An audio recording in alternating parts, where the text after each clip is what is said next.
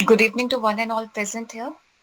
आजादी के अमृत महोत्सव के उपलक्ष्य में उमंग फाउंडेशन द्वारा मानवाधिकार संरक्षण पर साप्ताहिक परिचर्चा श्रृंखला की चौथी कड़ी में मैं वैशाली आप सभी का स्वागत करती हूँ। मानवाधिकार एक ऐसा मुद्दा है जिस पर आमतौर पर हिमाचल प्रदेश में कोई चर्चा नहीं होती। परिवार एवं स्कूल से लेकर कॉलेज और यूनिवर्सिटी तक कोई भी मानवाधिकारों की बात नहीं करता। यही कारण है कि हम समाज में मानवाधिकारों का उल्लंघन होता देखने के बावजूद उसे पहचान नहीं पाते तथा जागरूकता की कमी के कारण हम मानवाधिकार संरक्षण में कोई योगदान भी नहीं कर पाते। उमंग फाउंडेशन ने युवाओं को मानवाधिकार जैसे गंभीर सामाजिक मुद्दों के साथ जोड़ने के लिए इस साप्ताहिक कार्यक्रम की शुरुआत की है। पिछले 3 सप्ताहों में हमने बेसहारा मनोरोगियों के संरक्षण में समाज की भूमिका और विकलांगजनों के मानवाधिकार एवं उनके संरक्षण पर उमंग फाउंडेशन के उपलक्ष्य के अध्यक्ष प्रोफेसर अजय श्रीवास्तव के साथ चर्चा की। पिछले रविवार को महिलाओं के अधिकार व उनके संरक्षण में राज्य महिला आयोग की भूमिका पर आयोग की अध्यक्ष डॉक्टर डेजी ठाकुर हमारे साथ थी। बच्चों के अधिकार और उनके संरक्षण विषय पर आज राज्य बाल अधिकार संरक्षण आयोग की माननीय अध्यक्ष श्रीमती वंदना योगी जी हमारे साथ हैं। अब मेरा अनुरोध है कि अतुल चंदेल जी से कि वह आयोग की माननीय अध्यक्ष का स्वागत करें।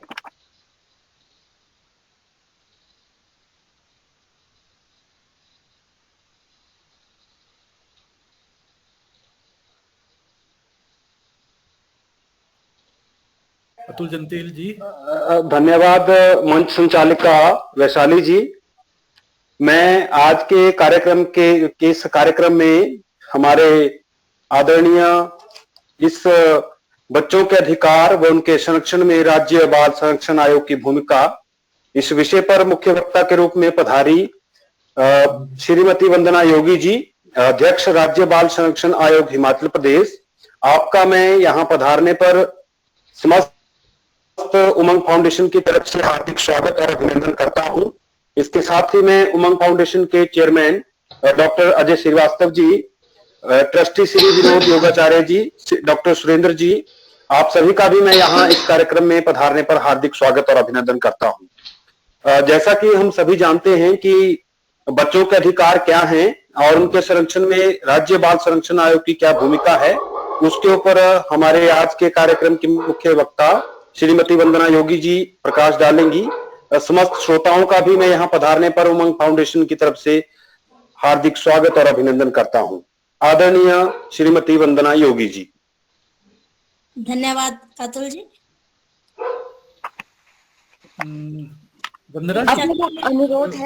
वंदना जी, अभी 2 मिनट में मैं आज के थोड़ा एजेंडा की बात करूंगा, उसके बाद आपका व्याख्यान होगा तो सबको समझने में आसानी रहेगी। तो मैं अभी आपके सामने आज की कार्यक्रम की थोड़ी रूपरेखा बताना चाहता हूँ। मैं स्वागत करता हूँ श्रीमती वंदना योगी जी का। आप जानी मानी समाज सेविका हैं और माननीय अध्यक्ष हैं राज्य बाल अधिकार संरक्षण आयोग की। और ये कार्यक्रम, जैसा कि वैशाली ने बताया, जो हमारी एंकर हैं आज की, और फिजिक्स में पीएचडी स्कॉलर हैं, कि हम किस प्रकार से समाज में मानवाधिकारों को एजेंडा में शामिल कर रहे हैं, और खास करके युवा पीढ़ी में। आप देखेंगी जितने हमारे साथ जुड़े हैं, इसमें से 95% जो हैं वो युवा हैं, और सारे यूनिवर्सिटी कॉलेज के स्टूडेंट्स हैं। और खुशी की बात यह है कि काफी persons with disabilities, persons with blindness, girls with blindness भी हमारे साथ जुड़ी हैं, जो कि समाज में एक मशाल लेकर के चल रही हैं। आज का जो कार्यक्रम है, हम सभी बच्चों के साथ, विद्यार्थियों के साथ या अन्य लोगों के साथ, जो लोग आज हमारे साथ जुड़े हैं और पिछले कार्यक्रमों में भी जुड़े थे, बच्चों के अधिकारों पर जब हम बात करते हैं तो बच्चों के अधिकारों में क्या अधिकार आता है।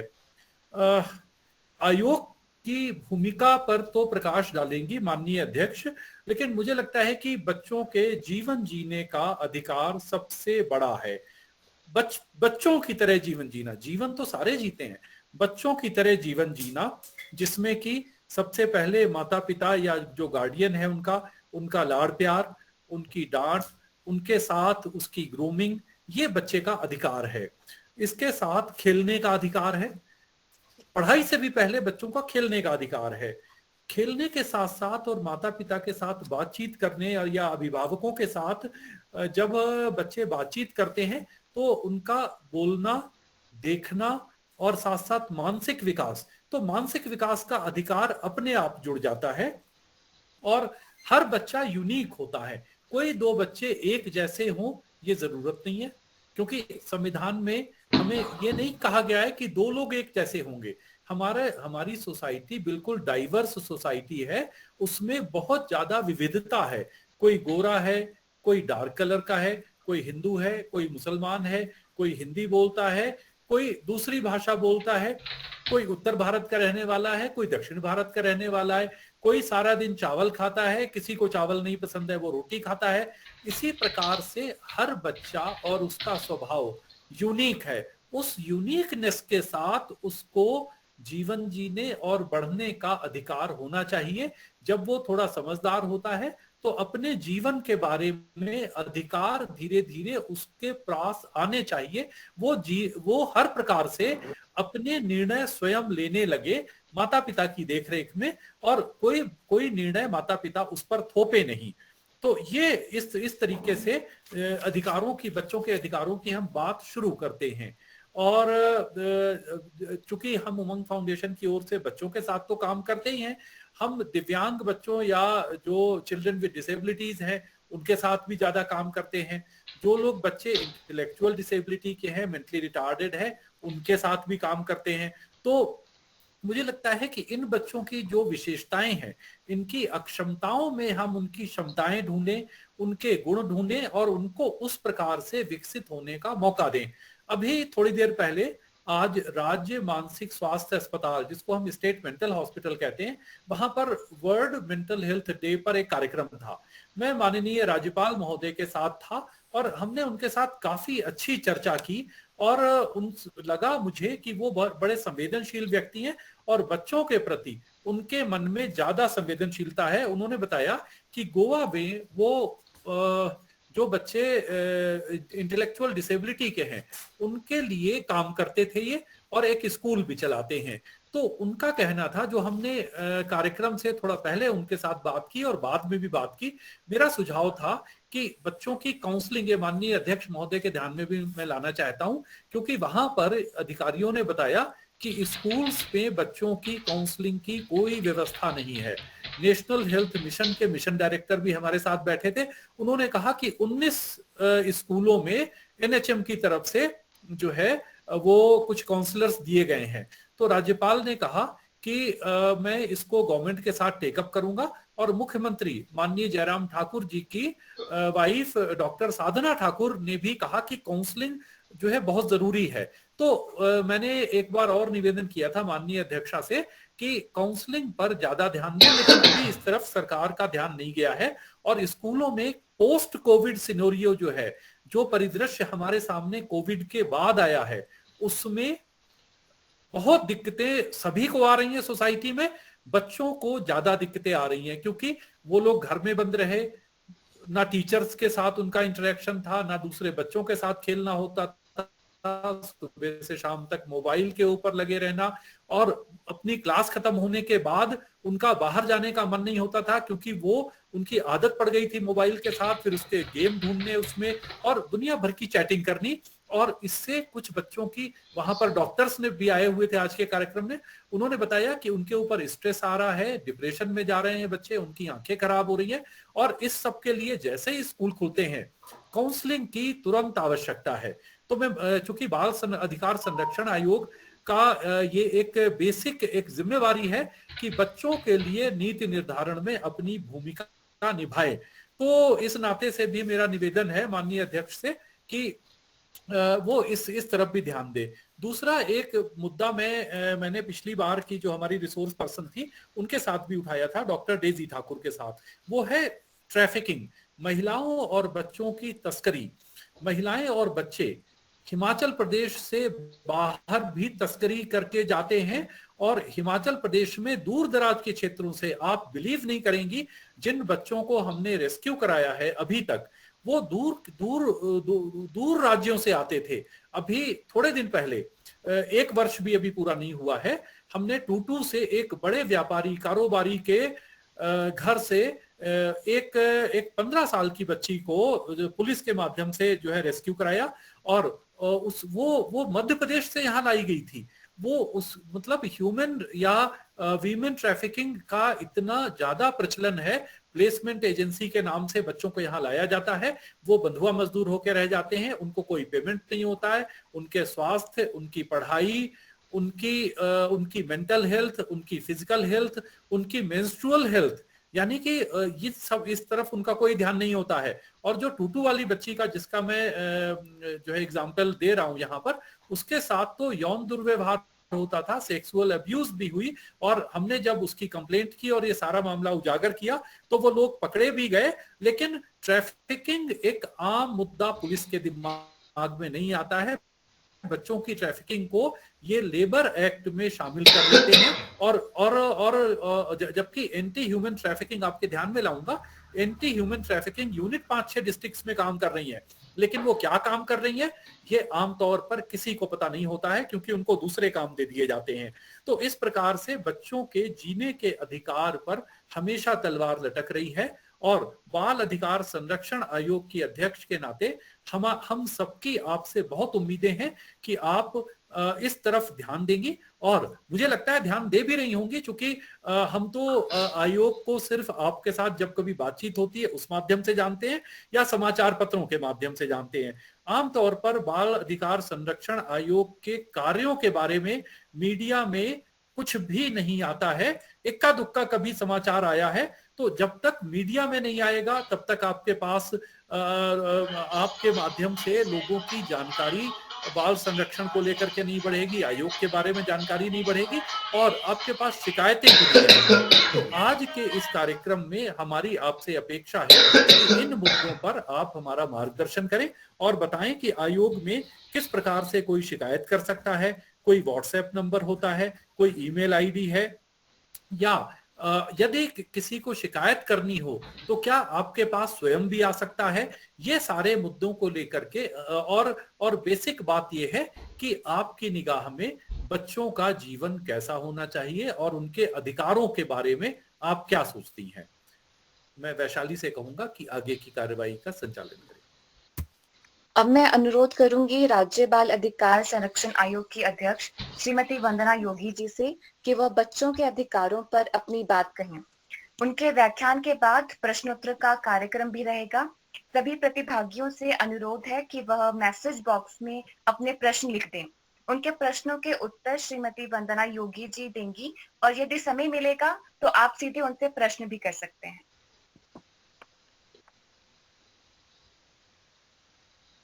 धन्यवाद वैशाली जी। एक बार पुनः आप ही के द्वारा आयोजित आपके इस कार्यक्रम में आप सबका अभिनंदन भी करती हूँ, स्वागत भी करती हूँ, और आपने मुझे भी अपने साथ बात साझा करने का अवसर दिया, उसके लिए आभार भी व्यक्त करती हूँ। बहुत विस्तार से अजय जी ने आयोग की भूमिका मेरे से पहले ही रख दी कि क्या होनी चाहिए, लेकिन फिर भी जैसा मेरे से आग्रह है, मैं थोड़ा सा पहले एक ढांचा बता देती हूँ कि अपने हिमाचल में आयोग का गठन कैसा है। तो आप सबके ध्यानार्थ ऐसा है कि देश में 2005 में आयोग का गठन हुआ, लेकिन हमारे हिमाचल में 2013 में कमीशन का यहाँ गठन। पहला टर्न्योर 1 साल का रहा, दूसरा टर्न्योर पूरा गया, अभी तीसरा चला हुआ है, जो कि अगली जुलाई 2022 जुलाई तक चलेगा। 3 साल का ऐसा एक टर्न्योर आयोग का रहता है। बच्चों के अधिकारों के बारे में अजय जी ने आपको विस्तार से बताया। उनका पहचान का अधिकार, स्वास्थ्य का अधिकार, शिक्षा का अधिकार, पारिवारिक जीवन जीने का अधिकार, किसी भी शोषण से मुक्त रहने का अधिकार, अपनी राय रखने का अधिकार, ऐसे सब अधिकार बच्चों के अधिकार। कानून जो इन अधिकारों के संरक्षण के लिए बने हैं, पॉक्सो एक्ट, किशोर न्याय अधिनियम, जेजे एक्ट, बाल श्रम एक्ट, चाइल्ड लेबर, बाल विवाह, मैरिज एक्ट, ये बच्चों के अधिकारों के संरक्षण के लिए। इसमें अध्यक्षा के नाते मेरी भूमिका है। 6 और अपने साथ सम्मानीय सदस्य हैं।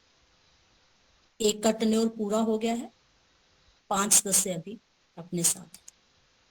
आयोग के स्टाफ में एक assistant clerk, clerk of data entry operator, 3 सेवादार, सफाई करता, ऐसे 6 एक और कर्मचारी। आयोग की कार्य प्रणाली जो है वो पीड़ित व्यक्ति या उसके कुटुंब का कोई भी सदस्य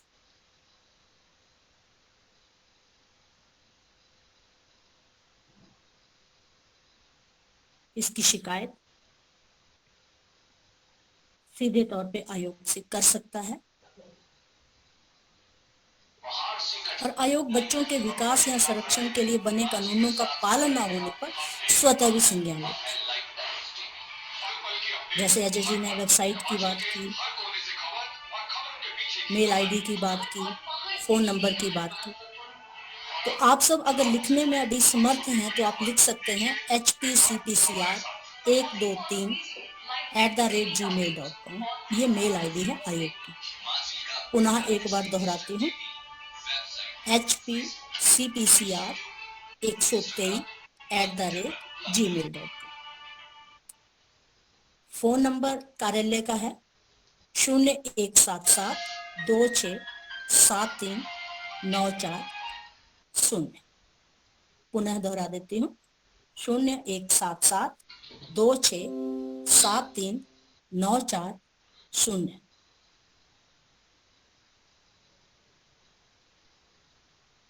जैसा विषय आया कि ज्यादा जागृति नहीं है, ज्यादा आयोग के बारे में जानकारी नहीं है, आयोग करता क्या है इसका भी ज्यादा प्रचार प्रसार होता नहीं है, तो सबको जानकारी मिलती नहीं। लेकिन आपकी जानकारी के लिए बता दूं कि इन अधिकारों की जागरूकता के लिए आयोग कार्यशालाओं का आयोजन करता है, सेमिनारों का आयोजन करता है। जैसे शिक्षा के अधिकार की बात करें तो आयोग ने पूरे प्रांत में कोरोना काल जैसी प्रतिकूल परिस्थिति में भी ऑनलाइन जो है वर्चुअल मीटिंग जो है, वर्चुअल वेबिनार जो है वो अपने प्रांत के हर जिला में किया। और इन सारे अधिकारों के लिए जो विभागों की फंक्शनिंग रहनी चाहिए, शिकायतों के निराकरण के लिए या माइनर केस जिस जिला में भी जैसे आए हों, चाइल्ड लेबर का हो, मैरिज एक्ट का हो, पॉक्सो का हो, जेजे का हो, तो संबंधित विभाग अद्यतन रहे। अगर एक्ट में कुछ अमेंडमेंट है तो इस नाते भी वर्कशॉप का आयोजन आयोग ने पूरे प्रांत में हर जिला में ऑफलाइन भी किया, क्योंकि हमें पता है कि माइनर केस में अपने प्रांत में हर जिला में एसजेपीयू, स्पेशल जुवेनाइल पुलिस यूनिट गठित है। लेकिन दुविधा वही है कि अगर उस एसजेपीयू से किसी का स्थानांतरण किसी अन्य जिला में होता है तो ये आवश्यक नहीं है कि वो अगले जिला में भी एसजेपीयू में ही जाए।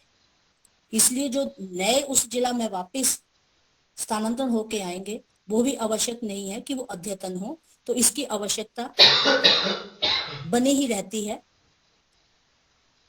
कि प्रशिक्षण आए दिन होते रहे सभी संबंधित विभागों के, जितने भी स्टेक होल्डर जिला में बच्चों के अधिकारों के निमित्त कार्यरत हैं। युवाओं के बारे में बात आई कि युवा बच्चों के अधिकारों के संरक्षण में क्या भूमिका निभा सकते हैं। और जैसा कि मुझे बताया गया कि 90 से ज्यादा प्रतिशत अभी अपने बीच में जो जुड़े हैं वो युवा जुड़े हैं। और ये भी बताया गया कि दिव्यांग बच्चे, विशेष बच्चे अपने साथ जुड़े हुए हैं, बहुत प्रतिभावान बच्चे अपने साथ जुड़े हुए हैं, जो सबके लिए एक प्रेरणा का स्रोत है। ऐसे बच्चों का अपने साथ जुड़ना मेरे लिए भी एक बहुत प्रेरणादायक और ऊर्जा देने वाला एक भाव जागृत कर। तो आप सबसे इतना ही निवेदन है कि शिक्षा के लिए आप बच्चों को प्रेरित कर सकते हैं, नशे से दूर रहने के लिए बच्चों को प्रेरित कर सकते हैं, खेलों में सहभागिता के लिए बच्चों को प्रेरित कर सकते हैं। और आप युवा तो हमारे भारत की आस हैं, हमारे भारत का विश्वास है और हमारे भारत के आप सभी खास हैं। आप ही से हमारा भारत है, इसलिए आपकी बहुत ही महत्वपूर्ण भूमिका इसमें रह सकती है। और जैसा कहा गया कि आवाज कैसे उठानी, हमारे युवा, मान लो जो मैंने बातें कही कि शिक्षा के लिए प्रेरित भी करने की बात अपने मन में ले रहे हैं या नशा मुक्ति के लिए भी प्रयासरत हैं, और ऐसा उनको कहीं सहयोग आयोग से चाहिए या ऐसी कोई शिकायत उनकी है जो उनको आयोग से करनी है, तो वो आयोग की अध्यक्षा को भी सीधे तौर पर, आयोग के सदस्य गणों से भी सीधे तौर पर और आयोग के कार्यालय में भी संपर्क कर सकते हैं। अगर अभी आपको मेरा नंबर भी लिखना है तो वो भी मैं लिखवा देती हूँ। आपको ऑफिस का नंबर दे दिया, ऑफिस की मेल आईडी दे दी। मेरा खुद का नंबर अगर आप लिखना चाहें तो आप लिखें। आप व्हाट्सएप भी करेंगे अपनी शिकायत तो आयोग उस पर भी संज्ञान लेगा, क्योंकि आयोग तो अखबारों के माध्यम से भी अगर हमें कोई सूचना मिलती है तो उस पर भी आयोग जो है वो संज्ञान लेता है। आयोग के पास ये ठीक कहा अजय जी ने कि सीधे तौर पे शिकायतें कम आती हैं, लेकिन चाइल्ड लाइन नंबर हम सबके ध्यान में है, नहीं है तो उसको भी मैं दोहरा देती हूँ। 1098-1098 1098 नंबर चाइल्ड लाइन का है। अगर हम सीधा इस नंबर पे भी कॉल करते हैं तब भी वो संज्ञान लिया जाता है और हमारे तक बात वो पहुंचती है, क्योंकि हर जिला में चाइल्ड लाइन कार्यरत है और चाइल्ड लाइन तुरंत CWC को भी कॉल करते हैं, तो सबके ध्यानार्थ वो विषय आ जाता है। तो 1098 नंबर भी एक बड़ा महत्वपूर्ण नंबर है जो हम सबके ध्यान में बच्चों के नाते रहना चाहिए। अभी जैसे कोरोना जैसी विपरीत परिस्थिति ने और बहुत दुख मन से मुझे ये कहना पड़ रहा है कि अपने यहाँ कोरोना से जो बच्चे अनाथ हुए हैं उनकी संख्या 26 है, जबकि 2 जिलों का डेटा अपने पास अभी आया नहीं। और कोरोना की वजह से जो अर्ध अनाथ हुए हैं, जिनके पिता का देहांत हुआ है या माँ का देहांत हुआ है, ऐसा आंकड़ा 352 है।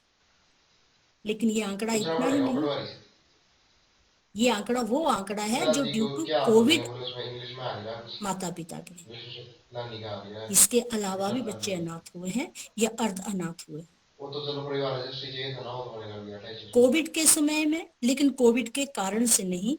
जो बच्चे अनाथ हुए हैं उनका आंकड़ा 78 है। अन्य कारणों से जो अर्ध अनाथ हुए हैं वो आंकड़ा बहुत बड़ा है, 1481 ऐसे बच्चे। आयोग ने ये आंकड़ा भी अपनी CWC के माध्यम से, आंगनवाड़ियों के माध्यम से एकत्रित करवाया। हर जिला को ऐसा कहा था ताकि एक योजना अपने यहाँ माननीय मुख्यमंत्री जी ने चलाई थी कि जो बच्चे अनाथ हुए हैं उनको कुछ फॉस्टर केयर दी जाए। पहले से भी रेगुलर स्कीम थी, बच्चों को 2500 रुपया महीना मिलता था जो बच्चे अनाथ थे, किसी गार्डियन के अंतर्गत जिनकी देखभाल हो रही थी।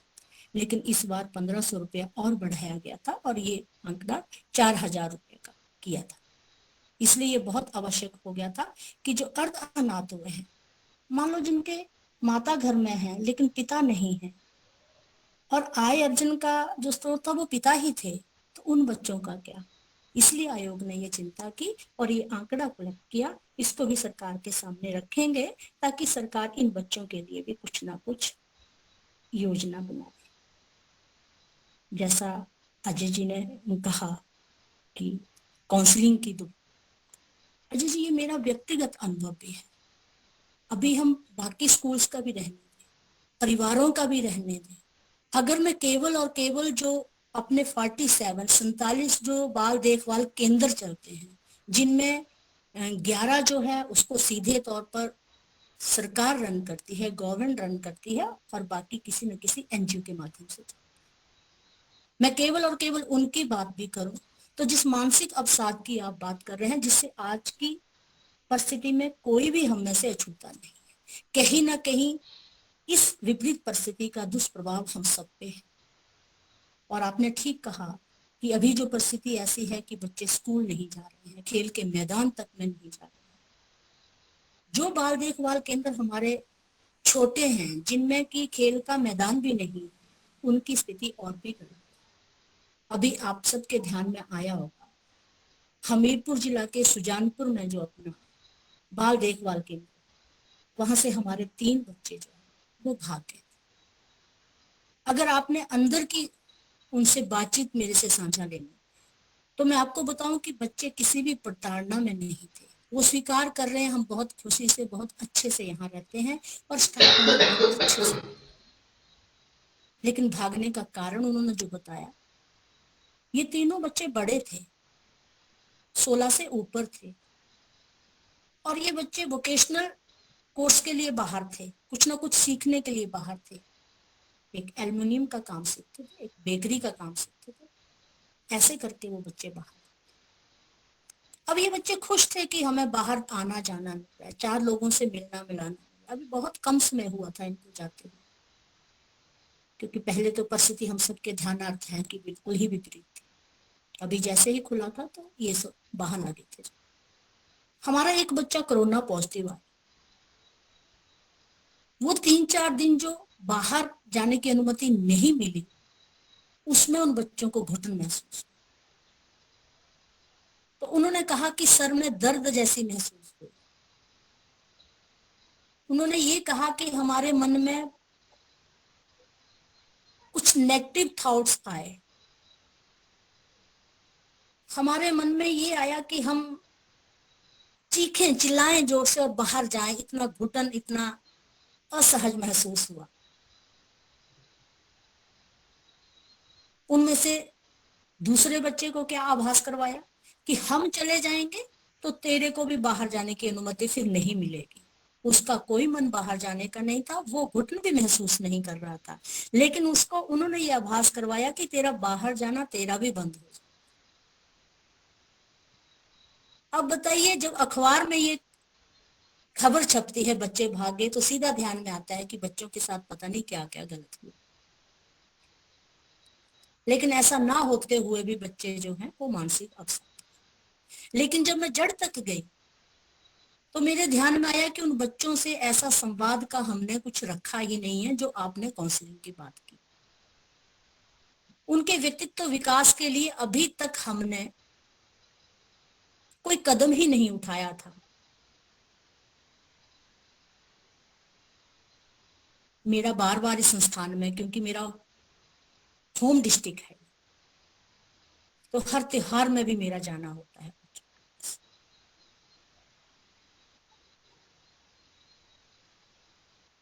तो अभी तक एक बच्चा उनमें से ऐसा था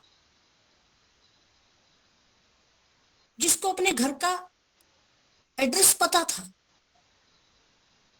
लेकिन जब वो आया है तो उस समय उसने बताया नहीं है या ठीक से उससे पूछा नहीं गया। यही बताया ये बच्चा नेपाल का है और केवल एक अखाड़ा करके वो नाम बता पा रहा है, बाकी वो नाम नहीं बता पा रहा है, माता पिता का नाम नहीं बता पा रहा है, किसी और का नाम नहीं बता पा रहा है। कुछ भी ट्रेस आउट नहीं हुआ तो वो बच्चा यहाँ। लेकिन अभी जब मेरी बातचीत उससे हुई तो वो सब कुछ बता पाए। तो जैसा आपने संकेत किया, वो व्यक्तिगत मेरा अनुभव है कि उस स्तर तक हम बच्चों से बातचीत ही नहीं करते जिस स्तर तक बच्चों से करनी चाहिए या जिस हाव भाव में करनी चाहिए। और ये भी सच है कि यहाँ मनोचिकित्सक बहुत है, मनोवैज्ञानिक वैसे भी आंकड़ा कम है, सब जगह ऐसी उपलब्धता भी नहीं। हमीरपुर में मुझे बताया गया कि मेडिकल काउंसलिंग अलग से है और हमारा अंदर काउंसलर अलग से है, और दोनों की काउंसलिंग निरंतर होती है, लेकिन आभास यही हुआ कि हम प्रशिक्षित नहीं। इसलिए जो आपने संकेत किया है उसका मैं स्वीकार भी करती हूँ, और उसके लिए मैं आपको आश्वस्त भी करती हूँ कि ये जो काउंसलर हमने लगाए हैं इनके लिए भी हमें प्रशिक्षण शिविर लगाने पड़े। सबसे पहले इनका भी प्रशिक्षण बहुत आवश्यक है, क्योंकि हम समझ नहीं पाए हैं बच्चों की मनोस्थिति। हम सिर्फ इतना देख पाते हैं कि एक हमें मेन्यू चार्ट आ जाता है, सुप्रीम कोर्ट की कोई गाइडलाइन आ जाती है, डायरेक्टरेट से कोई डायरेक्शन आ जाती है, हम उतना ही करते हैं। लेकिन व्यवहारिक तौर पे जो आप कह रहे हैं कि बच्चों को कैसा वातावरण चाहिए, वो हमें प्रत्यक्ष जिन जिन चीजों का आभास होता है, उस नाते अपडेट रहना, आपको कोई कमी है उसके बारे में चर्चा करना, ऐसा स्वभाव अपने बाल देखभाल केंद्र में भी नहीं बना।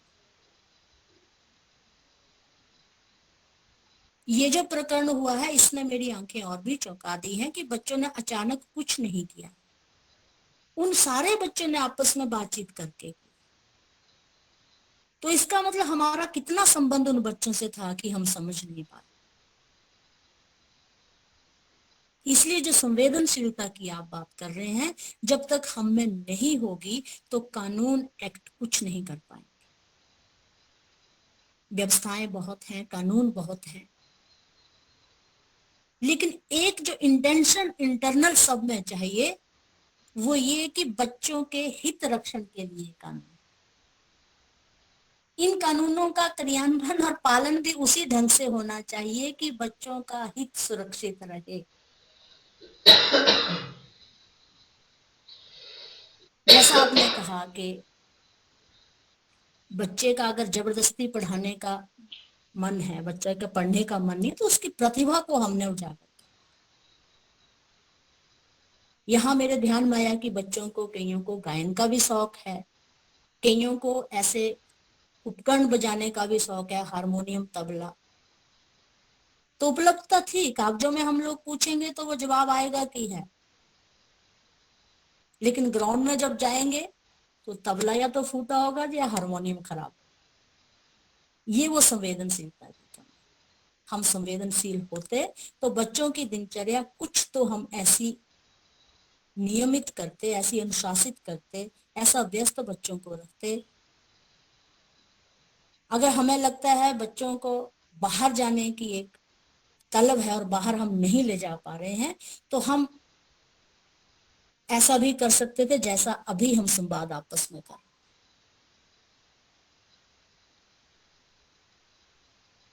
और जिस ढंग से आप संकेत कर रहे हैं कि युवाओं की भूमिका क्या होनी चाहिए, विभागों को छोड़ दीजिए। अजय जी, आज एक माँ बच्चे से पूछ रही होती है, बेटा तू क्या खाएगा?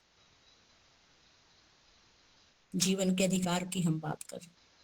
अब बाल मन को, बोध मन को नहीं पता आयु अनुसार, मौसम अनुसार मेरे लिए क्या ठीक है। ये एक माँ को ही अपनी भूमिका सुनिश्चित करनी पड़ेगी कि बच्चे के पोषण के लिए, बच्चे के स्वास्थ्य के लिए क्या ठीक है। लेकिन दुविधा तो वही है कि जिसको सुनिश्चित करना है, सुनना बच्चे का ही पड़ेगा। अभी हमने एक पाक कला प्रतियोगिताएं रखी, इसीलिए रखी आयोग ने, ताकि ये देख पाए कि हमारी माताएं बच्चों को आयु अनुसार क्या देना पसंद करती हैं, क्या बनाना पसंद करती हैं। तो उसमें सकारात्मक, नकारात्मक दोनों चीजें हैं।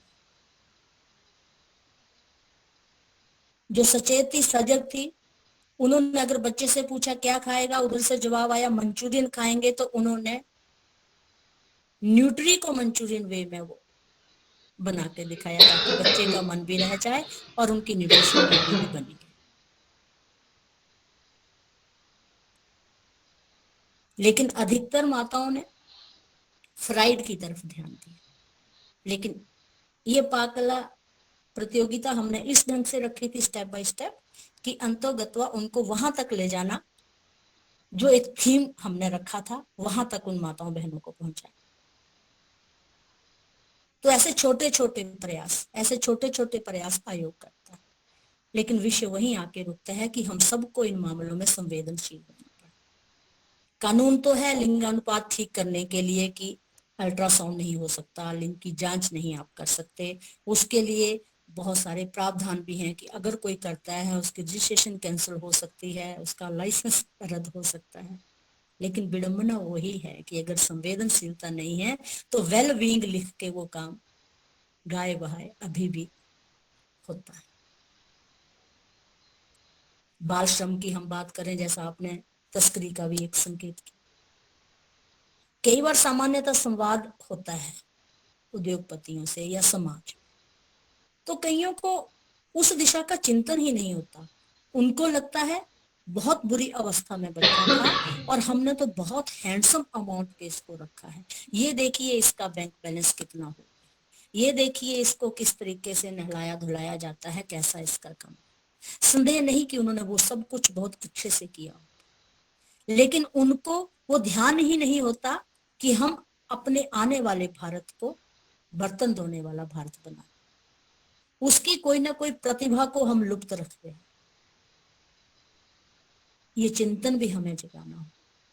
तो अभी जो आयोग का अगला कदम है, अभी जो मैंने प्रांत का एक विजिट किया है, क्योंकि कोरोना जैसी महामारी के समय हम उस ढंग से पूरे प्रांत में प्रवास नहीं कर पाए, जो कि अभी पिछले ही महीने में किया।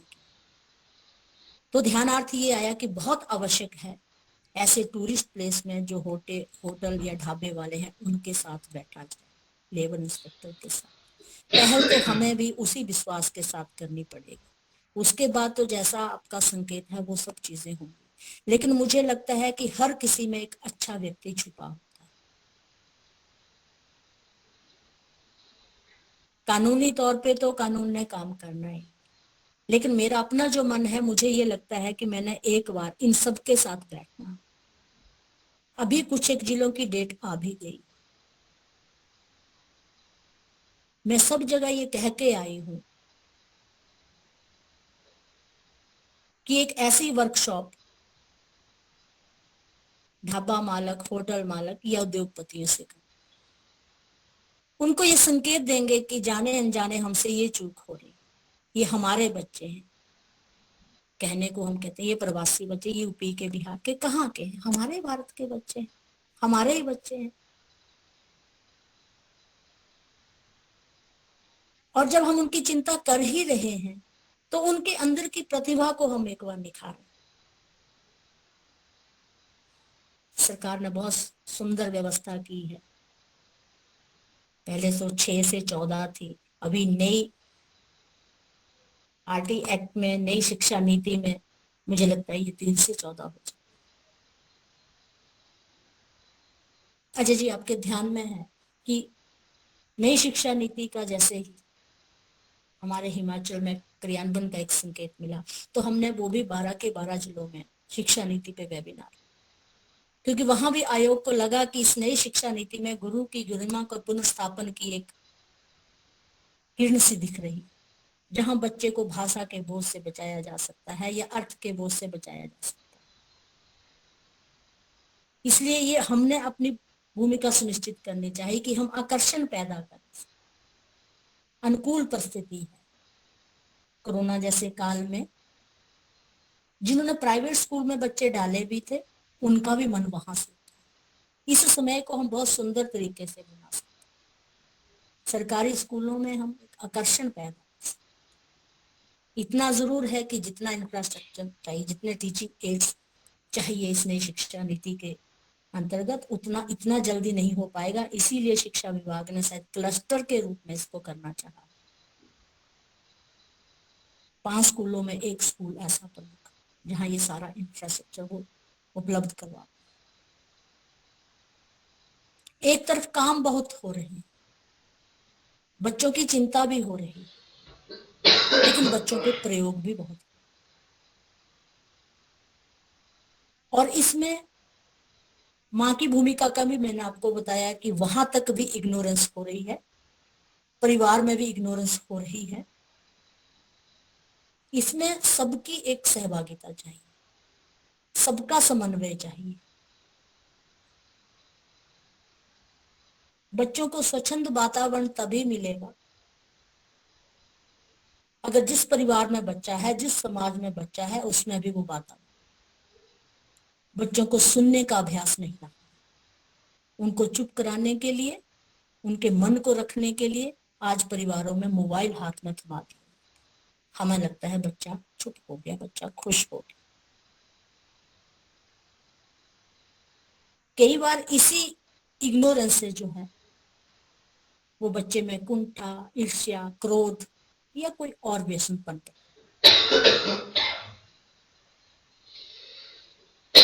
हमें आजू बाजू ही ऐसे उदाहरण मिल जाते हैं कि चूक किस एंड से,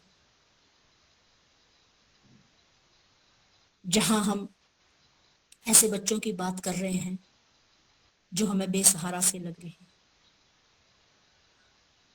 जो हमें माता पिता के बिना, अपनी पहचान के बिना कहीं ढाबे में मिले।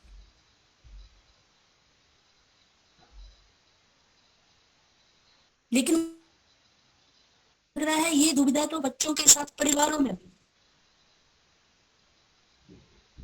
वहां भी बहुत सारे बच्चों को हम समझ नहीं पाते, अपेक्षाएं ज्यादा कर।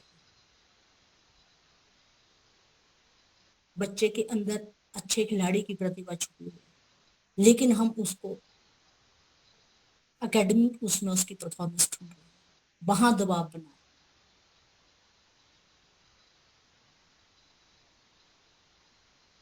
क्योंकि हमारा सारा वातावरण और जैसा हो गया, हमारी पारिवारिक व्यवस्था भी अलग हो गई है।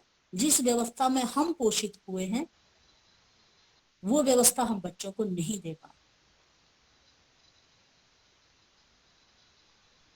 बच्चों के अच्छे के लिए ही हमने ये प्रयोग करना चाहिए, लेकिन अच्छा कर नहीं पा रहे। जिन अधिकारों के हम रक्षण की बात कर रहे हैं, आज एक पिता से ही बच्चा प्रताड़ित हो रहा है। हमारे कितने ही केस ऐसे हैं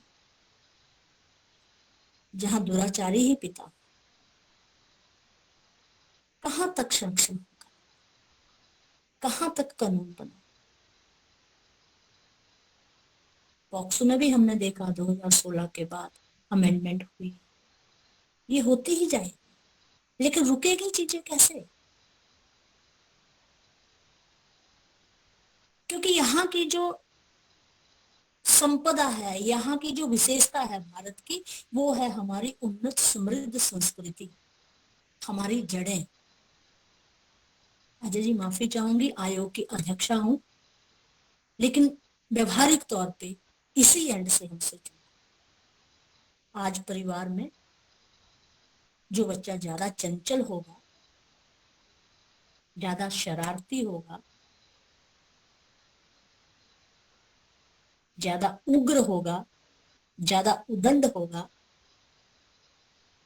हम बड़े उनके सामने कहते हैं ये आज के समय के अनुसार है, ये अपना समय अच्छे से निकाल। जिस बच्चे का स्वभाव सौम्य होगा,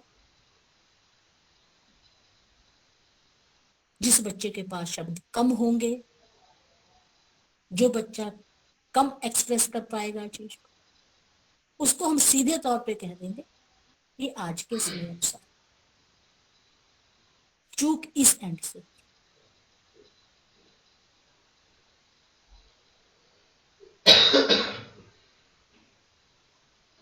हम सभी को सजग होना पड़ेगा, हम सभी को सचेत होना पड़ेगा।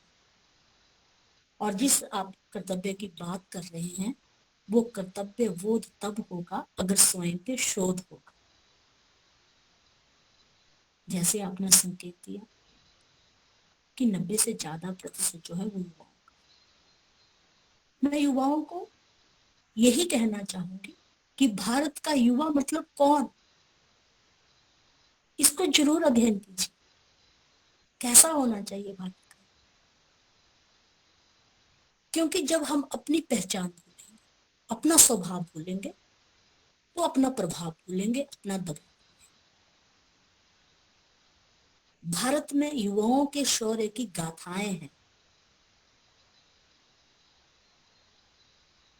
हम इसलिए तो आकर्षित होते हैं कि हमने ये बनना। जैसे बच्चों से जब संवाद होता है, मुझे सचिन तेंदुलकर, अब बनिए, लेकिन सचिन की जीवनी पढ़िए कि उसने हर दिन क्या अनुशासित जीवन जिया। लेकिन ये संवाद हमें करना पड़ा। युवाओं के प्रेरणा स्रोत विवेकानंद जी। एक बार उनके जीवन का प्रसंग आता है कि उनकी माँ ने उनको प्रश्न किया, बेटा तू क्या बनेगा? वो बच्चा था, बच्चे की तरह ही जवाब आना था। तो उन्होंने कहा मैं कोचवान बनूंगा। और उन्होंने ये इसलिए कहा क्योंकि उनका कोचवान बहुत चमकीले चटकीले वस्त्र पहनता था, जो कि बच्चों को आकर्षित करते हैं रंग। लेकिन उस माँ की भूमिका देखिए, उन्होंने जैसे ही ये जवाब सुना, तुरंत वो एक चित्र की तरफ ले गए बेटे को और उंगली करके बताया, बेटा अगर तेरे को कोचवान बनना है तो ऐसा बनना। तो वो चित्र था जहां श्री कृष्ण अर्जुन के सारथी बने हुए। इसलिए सुनना हमें बच्चों का ही है, उन्हीं का मन टटोलना पड़ेगा, उन्हीं को समझना पड़ेगा, लेकिन दिशा देने की भूमिका तो होनी चाहिए।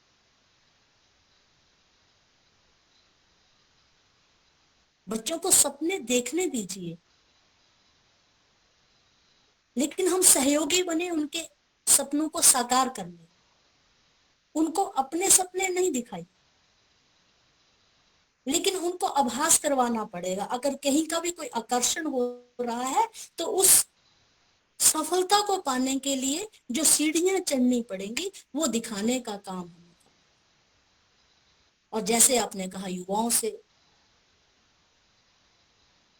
क्या सहयोग मिल सकता है, तो एक युवा ही है जो अभी इस अवस्था से ऊपर आए हैं और इनको हमसे ज्यादा बेहतर है कि मन में क्या क्या चला हुआ होता है, मन में आकर्षण किस चीज का होता है, मन में संघर्ष किस चीज का होता है, मन में घुटन किस चीज की होती है।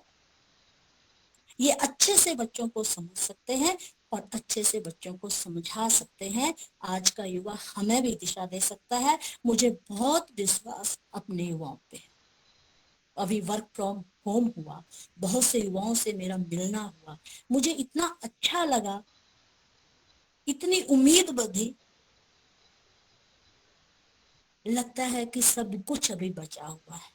ये मैं इसलिए कह रही हूं कि हमने युवाओं को ये कहा, बहुत अच्छी माँ भी होगी, बहुत अच्छी संस्कारित बहू भी होगी, तो वो घर में बच्चे को कहती है, बेटा तेरा सुबह पेपर है, तू पढ़ ले, दादा की टांगे मैं दबा देती। यानी कि बच्चों को ना समय संस्कार देना सिखाया, ना सेवा संस्कार हमने सिखाया, केवल और केवल उनको एक लक्ष्य दिखाया और बच्चे बहुत अच्छे निकले, बहुत अच्छे पढ़े, बहुत अच्छे प्रतिशत में पढ़े और बहुत अच्छे पैकेज में उनकी नौकरी लगी। अभी वो वर्क फ्रॉम होम के कारण घर आए थे। माता पिता खुश हैं, दादा दादी खुश हैं कि हमारा बेटा मल्टीनेशनल कंपनी में बहुत अच्छे पैकेज पे है। लेकिन हमारा युवा जब संवाद हमसे कर रहा है तो वो जानना चाह रहा है, क्या हमारी जो ये जगह जमीन है यहाँ मेडिकेटेड प्लांटेशन नहीं हो सकती? मैं बहुत अचंभित हो रही थी ये सब सुन के, मुझे बहुत अच्छा सा लग रहा था कि हमारा युवा कहाँ देख रहा है। वो इस पुण्य धरा की ओर देख रहा है, वो अपनी जड़ की ओर देख रहा है, जबकि हमारे वातावरण में वो चीज नहीं थी, हमारे पोषण में वो चीज नहीं थी। आज का युवा बहुत तार्किक है, बहुत वैज्ञानिक है, चीजों को समझता है, इनको गूगल बहुत अच्छा मिल गया है, ये अध्ययन बहुत अच्छा करते हैं, ये चीजों को जैसे हमसे सुनते हैं वैसे स्वीकार नहीं करते, उनकी पूरी परख करते हैं, उनकी पूरी जानकारी लेते हैं। मुझे अपने युवाओं पे पूरा भरोसा है। मैंने इनके सामने अपने मन की वेदना रख दी। परिस्थिति कितनी भी विकट है, लेकिन युवा सक्षम है और युवा ही इन सारी परिस्थितियों से भारत को उभार सकता है। ये संवेदनशील है, इनमें राष्ट्रभाव कूट कूट के भरा। ये भारत को बहुत अग्रणी भूमिका में देखना चाहते हैं। भूल बड़ों से होगी, इसलिए उम्मीद भी इन्हीं पर है। बच्चों को भी संबल दे सकते हैं, अपने साथियों को भी, अगर किसी दुर्व्यसन का आकर्षण अपने साथी कोई हो रहे हैं, मित्र हो रहे हैं, परिचित हो रहे हैं, उनको भी सजग सचेत कर सकते हैं। थोड़ा सा मैंने प्रयास किया अपने मन को आपके साथ साझा करने का। तकनीकी तौर पे सबको कार्य करने में कुछ ना कुछ कठिनाइयां आती हैं, लेकिन अगर हम संवेदनशील रहेंगे, व्यवहारिक रहेंगे, और इंटेंशन अंदर ये रहेगी कि हम सब बच्चों के हित रक्षक हैं और उन्हीं के हित चिंतन में हमें कार्यरत रहना है, उसके लिए अगर हमें कानूनों से हटके भी कुछ स्टेप उठाने पड़े या नए कानून की तरफ कोई बात करनी पड़े, नई सुविधा देने के लिए कोई योजना करनी पड़े, तो हम एक दूसरे के सहयोगी बने, ऐसी उम्मीद अपेक्षा के साथ मैं अपनी वाणी को विराम देती हूँ। आपके यदि कोई प्रश्न है तो मैं अपनी सामर्थ्य के अनुसार जवाब देने का प्रयास करूंगी, नहीं तो मेरे से बेहतर जो कार्यरत हैं और जो संवेदनशील हैं और जिनका लंबा अनुभव है, जो मुझसे वरिष्ठ हैं, बुद्धिजीवी हैं, बहुत अच्छे से सारी चीजों को समझते हैं, ऐसे अजय जी भी मेरा सहयोग देंगे। आयोग के नाते मुझे कुछ बात रखनी होगी तो मैं रखूंगी, जहां मेरी दुविधा होगी वहां अजय जी का सहयोग अपेक्षित है। अब आपके पास माइक, आपको जो पूछना है वो पूछिए, आपके सामने उपस्थित हूँ अपने कमरे के अनुसार। सबका पुनः धन्यवाद और धन्यवाद। श्री नमस्कार। धन्यवाद श्रीमती वंदना योगी जी। आज आपने बच्चों के अधिकारों पर हमारे साथ चर्चा की और हम सभी का ज्ञानवर्धन किया। अब प्रश्नोत्तर का समय है। हिमाचल प्रदेश विश्वविद्यालय में शिक्षा विभाग में पीएचडी के विद्यार्थी मुकेश कुमार प्रतिभागियों के प्रश्नों को पढ़ेंगे। धन्यवाद वैशाली जी। तो हमारे आज के कार्यक्रम बहुत ही अच्छा था और बहुत ही महत्वपूर्ण था, बच्चों के राइट्स के बारे में था। वंदना मैम, आपने बहुत अच्छे से बताया। तो इस विषय को लेकर हमारे पार्टिसिपेंट जो हैं, जितने भी लोग जुड़े हैं, बहुत से क्वेश्चन हमारे पास आए हैं, तो मैं जल्दी से पूछना चाहूंगा। तो एक प्रश्न मेरा रहेगा प्रोफेसर अजय श्रीवास्तव जी से कि ये जो आयोग है, इसकी शक्तियों के बारे में बताएं कि इसकी क्या क्या शक्तियां रहती हैं, कहाँ क्या क्या काम रहते हैं, अगर श्रीवास्तव जी मुझे सुन रहे हो तो। हेलो। हाँ मुकेश, शक्तियां क्या हैं, कौन कौन सी शक्तियां हैं, ये मैडम वंदना जी को बेहतर पता होगा। बाल अधिकारों के उल्लंघन और ऐसे प्रकरण में अनुशासित कार्यवाही ना हुई हो तो उसकी अनुपालना करवाने की शक्ति अपने पास। जैसे मैंने कहा, सो मोटो हम लेते हैं, संज्ञान लेते हैं, क्योंकि ये राइट हमें है।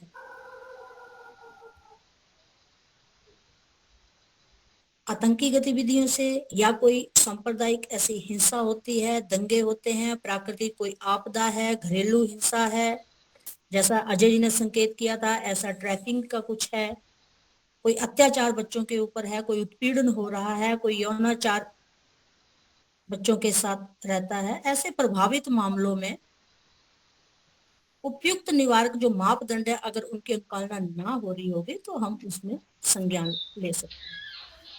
इसमें जब मैडम आप संज्ञान लेती हैं तो इसमें आप पुलिस को या जिला प्रशासन को आप जो है सबसे लेटर पहले भेजती तो हैं। अजय जी हम CWC को कॉल करते हैं कि क्या आपके ध्यान में ये जानकारी है या नहीं। नहीं जानकारी होगी तो तुरंत वो जाते हैं, जानकारी होगी तो हमें अद्यतन करवाते हैं। उस जानकारी में हमें किसी चीज का ऐसा संकेत हो कि उन्होंने ठीक से इसकी कार्रवाई नहीं की है तो हम पुनः उनको भेजते हैं। जैसे अभी मैं इन बच्चों के मामले में कहूँ कि मैंने भेजा उनको वहां, तो उनसे 2-3 चूक हुई, जैसे मैंने SJPU का कहा, क्योंकि एक्ट के अनुपालन में भी कोई गड़बड़ है, क्योंकि हम जब प्रशिक्षण शिविर भी लगा रहे हैं, बार बार प्रशिक्षित भी कर रहे हैं, उनकी भी दुविधा मैंने आपको बताई कि कई बार स्थानांतरण ऐसा हो जाता है कि जिसको हमने प्रशिक्षित किया है वो वहां से स्थानांतरण हो गया है, दूसरा कोई आएगा, उसको फंक्शनिंग का इतना ध्यान नहीं है, तो चूक होती है। वो चूक ना हो ये पैनी नजर आयोग को रखनी होती है।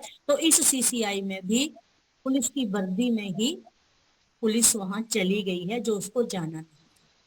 तो इतनी पहली नजर भी आयोग को रखनी होती है। मीडिया ने वहां जाने का प्रयास किया, जैसे ही आयोग को पता चला अंदर सीसीआई में मीडिया नहीं जा सकता था, तो वो भी हमने रोका, जबकि सीडब्ल्यूसी भी उनको जाने दे रही थी, पुलिस भी उनको जाने दे रही थी, लेकिन हमारे ध्यान में ये चीज थी तो हमने उनको रोका। ऐसी छोटी छोटी चूक, ऐसी छोटी छोटी गड़बड़ हमारे एंड से हो तो उसके लिए भी आयोग जो है वो उनको संकेत दे। वंदना जी, हमारे प्रतिभागियों को बताएं कि सीडब्ल्यूसी क्या है और सीसीआई से आपका क्या आशय है।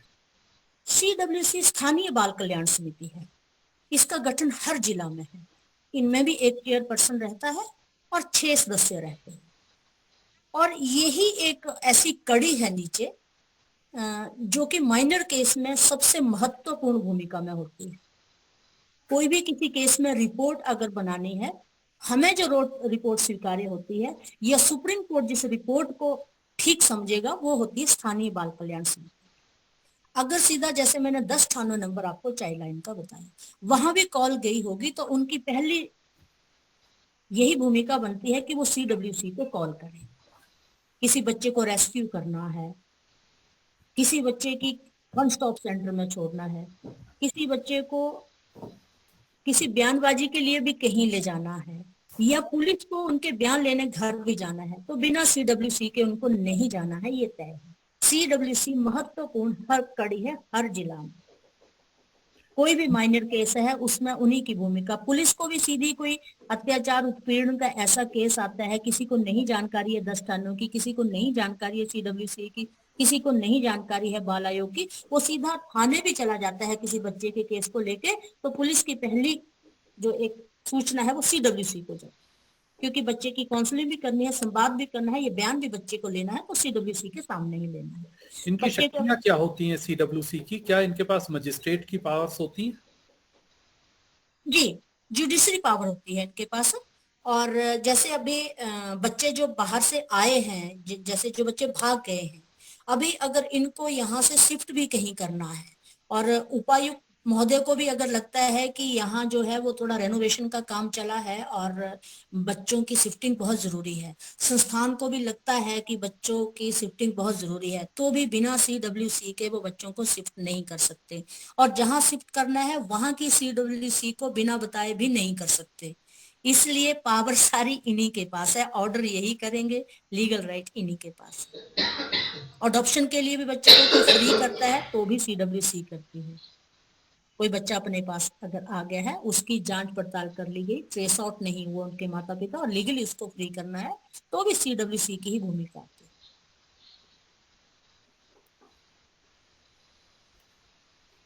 मुकेश जी मैम, जी मैम।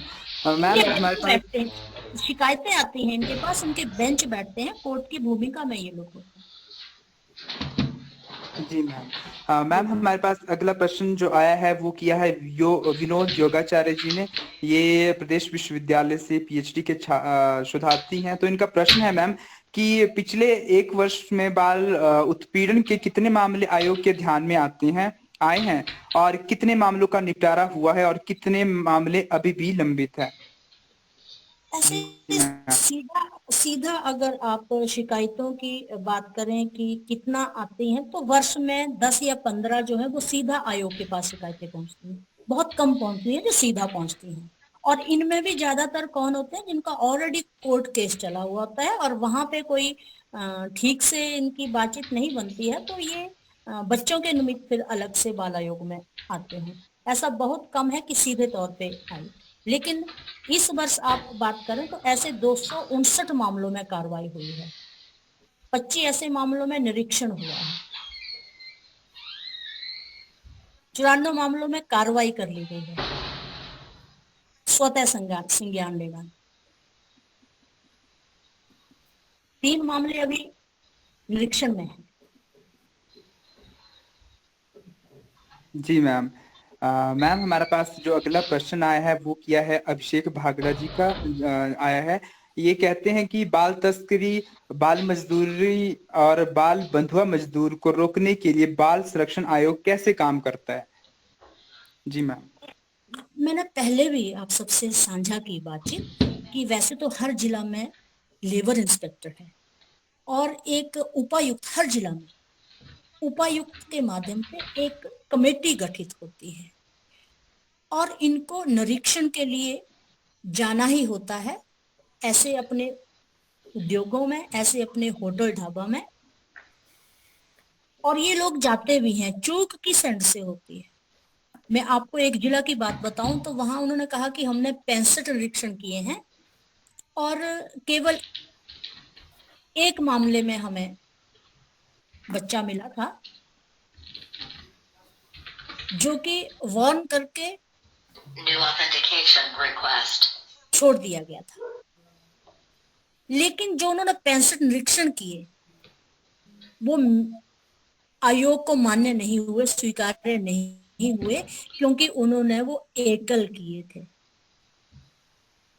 एक्ट में ये भी प्रावधान है कि उपायुक्त माध्यम से जो एक कमेटी गठित होती है, उस कमेटी को सचेत रहना है, सतर्क रहना है, सजग रहना है कि उस जिला में ऐसा बाल श्रम, ऐसी बाल तस्करी जैसा कोई कार्य ना हो, ऐसा दुष्प्रयास ना हो। लेकिन वही मैं कह रही हूँ कि अपनी फंक्शनिंग सबको सुदृढ़ करनी पड़ेगी। इसके लिए आयोग वर्कशॉप लगाता है और उनको अद्यतन करता है और उनके अंदर की संवेदना को भी जागृत करता है। मैंने आपको ये भी बताया कि अभी जितना काम हमने इस चीज पे किया, हमें ये आभास हुआ कि हमें ऐसी बैठ के ऐसी वर्कशॉप उद्योगपतियों के साथ भी करनी चाहिए जो अभी आयोग ने नहीं की है। लेकिन इसकी रूपरेखा बन रही है, कुछ जिला की डेट्स भी आ गई हैं। नेक्स्ट स्टेप हम इसके लिए यही ले रहे हैं।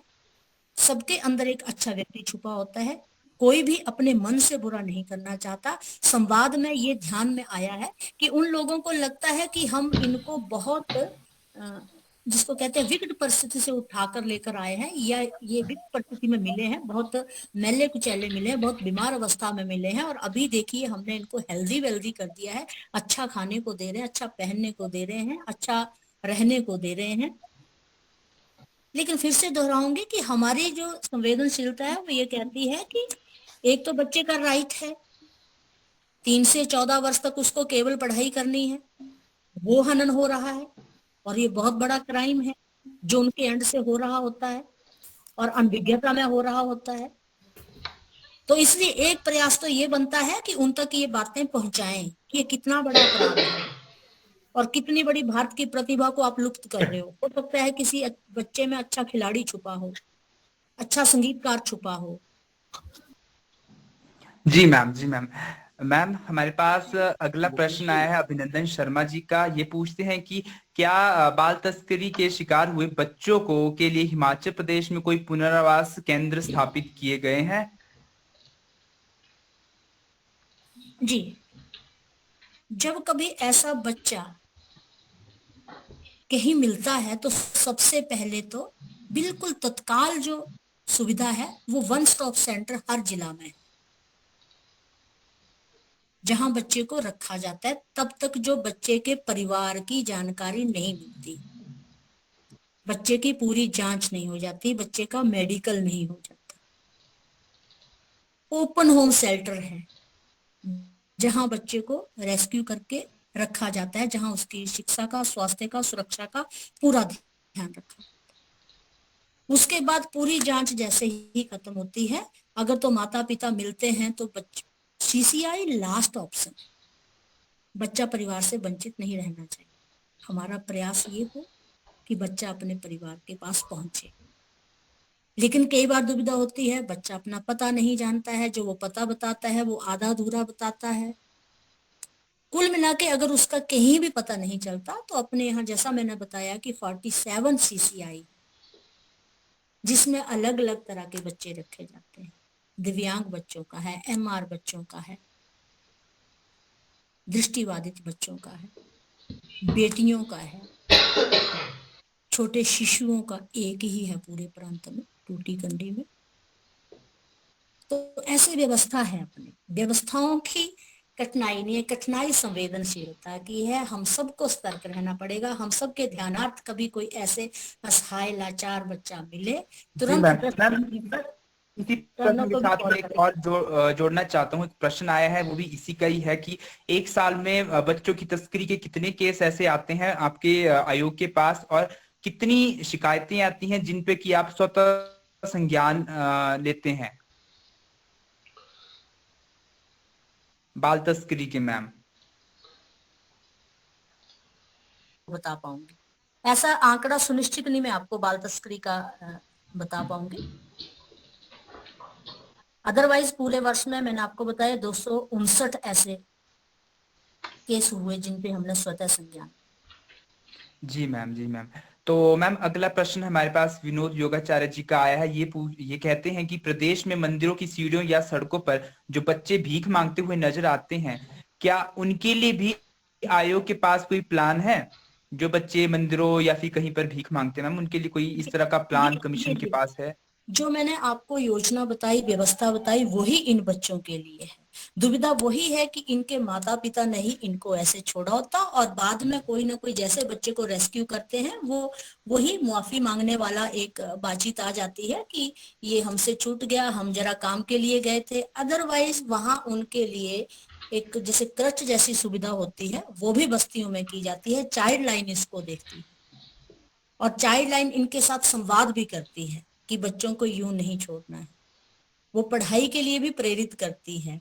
लेकिन दुविधा वही है कि हम सबको बहुत काम इस पे करना पड़ेगा, क्योंकि ये शॉर्टकट चीज हो गई है माता पिता के लिए भी। कई बार माता पिता अलग व्यसनों में फंसे हैं और बच्चों के माध्यम से ही वो धन अर्जन कर रहे होते हैं। ऐसी अवस्था भी आयोग को दिखती। लेकिन अगर आप व्यवस्था की बात करें तो सतर्कता जो है वो जिला में चाइल्ड लाइन करती है। मंदिरों के आजू बाजू वो सतर्क रहती है। उन्होंने बहुत प्रयास करके ऐसे बच्चों को रेस्क्यू भी किया, परिवार के साथ संवाद भी की, लेकिन फिर भी चूक भी बहुत है, ये मैं आपको कहना चाहूंगी। और वो चूक दोनों तरफ से है कि वहां फिर माता पिता उपस्थित हो जाते हैं। और जैसा मैंने आपको कहा कि आयोग भी यही चाहता है कि बच्चे पारिवारिक वातावरण से वंचित ना हो, ऐसा भी ध्यान रखा जाता जी है। मैम। इस वजह से वो माफी मांग के बहुत बार छूट भी जाते हैं। लेकिन कहा यही जाता है कि दूसरी या तीसरी बार ऐसी अवस्था बनी तो ऐसा ना करिए। बच्चों को सुविधा है, आप बच्चों को वहां छोड़िए, इनका लालन पालन सारी चीज होगी। आप बीच बीच में मिल लिया करिए, आपके साथ संवाद भी करवा दिया जाएगा, लेकिन बच्चों को पढ़ने के लिए वहां आप छोड़िए, ऐसा आग्रह भी किया जाता है। हाँ जी मैम। तो मैम बढ़ते हैं नेक्स्ट अगले प्रश्न की तरफ से। अगला प्रश्न हमारे पास आया है हेमराज जी का।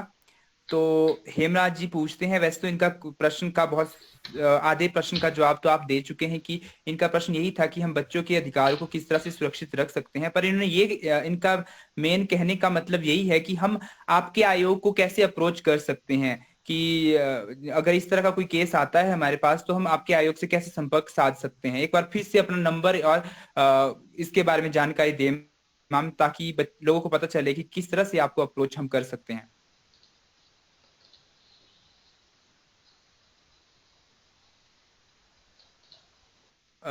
वंदना मैम, आप सुन रहे हैं? जी जी जी जी बिल्कुल। इसमें कोई व्हाट्सएप नंबर भी बता दें, व्हाट्सएप का यस मैम, नंबर। कोई व्हाट्सएप नंबर, अपना ईमेल एड्रेस, ताकि किसी को अगर कोई कंप्लेंट लिखवानी हो या कोई शिकायत दर्ज करवानी हो मेल ताकि आईडी में एक बार फिर से लिखवा देती हूँ। अगर तो लिखने के लिए आप तैयार हैं तो मैं यहाँ से दोहरा देती हूँ। HPCPCR123@gmail.com। HPCPCR123@gmail.com। फोन नंबर है 0177267394। व्हाट्सएप नंबर मेरा अपना आप लिख लीजिए, 8219975074। पुनः दोहरा देती हूँ, 8219975074।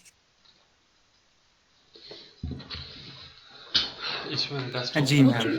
कुछ भी ना अपने को याद रहे तो मैंने आपको बार बार एक 10 नंबर 98। बताओ, गाइडलाइन 10 भी आप कहेंगे तो वो जी मैम। बात पहुंचती है CWC तक। अंतोगत्वा आयोग ने भी पहला काम यही करना होता है, जहां की शिकायत आएगी वहां की CWC को सचेत करना, तुरंत भेजना।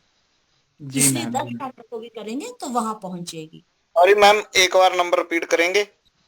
82-199-75-074। Thank you ma'am. 82। स्वागत है। जी मैम, हमारे पास अगला प्रश्न आया है, वो है डॉक्टर उषा ठाकुर जी का। ये कहती हैं कि यदि किसी बाल देखभाल केंद्र से हमें अगर बच्चों को अडॉप्ट करना है तो उसका प्रोसीजर क्या रहेगा बच्चों को अडॉप्ट करने का मैम? उसमें कारा सारा जो कानून है वो फॉलो करना पड़ता है, क्योंकि जब बच्चा बाल देखभाल केंद्र में पहुंचता है तो वो JJ एक्ट के अंडर आ जाता है। और JJ एक्ट के अंदर जब बच्चा आ जाता है तो जो सामान्य अडॉप्शन है, जो थ्रू SDM होती है, हिंदू एक्ट के अंतर्गत जो होती है, उससे वो वंचित हो जाते हैं। वो थ्रू कारा सारा ही अडॉप्ट किए जा सकते हैं। और अभी मैं हिमाचल की स्थिति बताऊं तो आवेदन हमारे पास 3000 तक हैं और बच्चे हमारे पास 2-3 हैं। तो सीनियरिटी बेस पे अडॉप्शन होती है। तो उस ढंग से जटिल प्रक्रिया भी है और अभी लंबी सूची आवेदनकर्ताओं की है। तो ये सीनियरिटी बेस पे ही अडॉप्शन होती है इसमें, और इसमें कारा और सारा को फॉलो किया जाता है उसी के अंतर्गत। लेकिन अगर हमारे पास बच्चा नहीं आया है, किसी माता पिता को अपने स्तर पे देना है, तो कुछ समय के लिए ये भी कानून बंद था, लेकिन अभी ये फिर से लीगल अडॉप्शन गिनी जा रही है, जो थ्रू SDM दोनों परिवारों के आपसी एक सरेंडर डीड करके एक एग्रीमेंट से हो जाती है। लेकिन हमारे पास ऐसा नहीं है। हमारे पास कारा और सारा को फॉलो ही किया जाएगा, उसके अंतर्गत ही होगी। और जिसमें मैंने कहा कि पहले आवेदन ऑनलाइन होता है और फिर बच्चे की उपलब्धता देख के और आवेदनकर्ताओं की सीनियरिटी देख के adoption। जी मैम। जी मैम।